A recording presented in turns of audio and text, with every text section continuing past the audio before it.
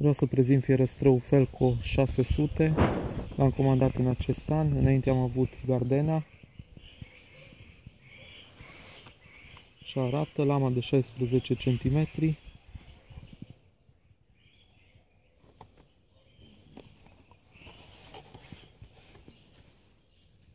Am lucrat în acest an cu el.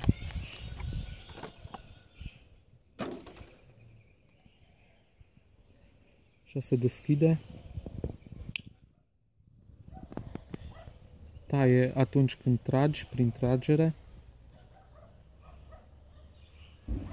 Aici e butonul care te lasă să închizi sau să deschizi lama. Mă rog, la deschidere nu e necesar să îl apeși decât când dorești să închizi.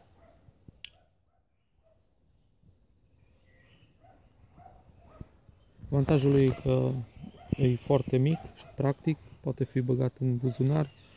Împreună cu el, cu o foarfecă telescopică și cu o foarfecă de mână, am tăiat toți pomii, am făcut tăierile în această primăvară. Haideți să-l vedeți puțin cum taie. Avem aici o ramură de măr. Îmi permit să-l tai pentru că vreau să îl realtoiesc.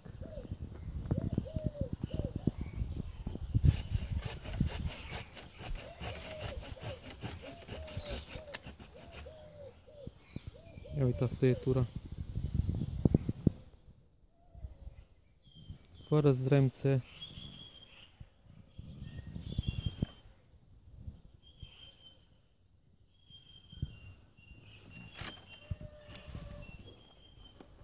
De să tai și puțin mai jos, de e mai groasă ramura. Uitați aici.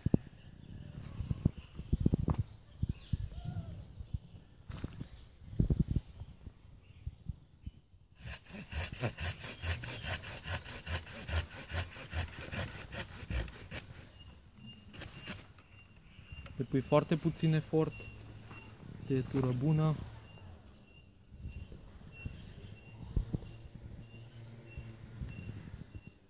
Și aici.